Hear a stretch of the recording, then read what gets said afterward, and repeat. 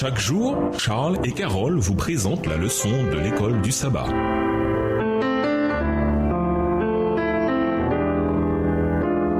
Bienvenue dans votre émission. Dieu nous parle. Nous voilà à la leçon 1. Jésus gagne, Satan perd. Étude de la semaine, Apocalypse chapitre 12, Éphésiens 5 les versets 25 à 27 et le verset 32, Philippiens 3 le verset 9, Daniel 7 le verset 25, Ésaïe 14 les versets 12 à 14, Apocalypse 13 les versets 14 à 17.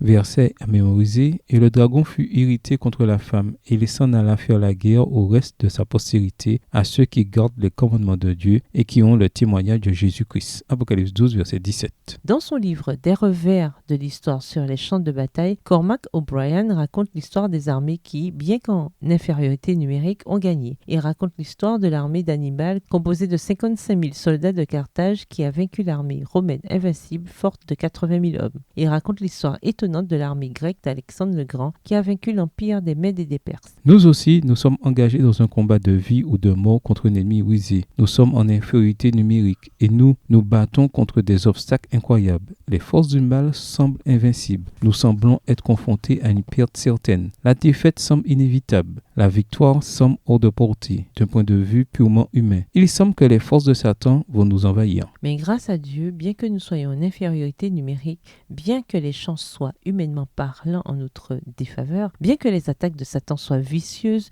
nous gagnerons enfin par Jésus. Le thème du dernier livre de la Bible, Apocalypse, est le suivant. Jésus gagne, Satan perd. Le cœur de cette bataille est décrit dans Apocalypse 12, le sujet de notre étude cette semaine. Cette étude constituera une bonne préparation pour comprendre Apocalypse 14 et les messages des 3 anges. Au revoir. Et à demain si Dieu veut.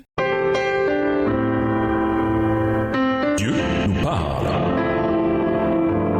Chaque jour, Charles et Carole vous présentent la leçon de l'école du sabbat.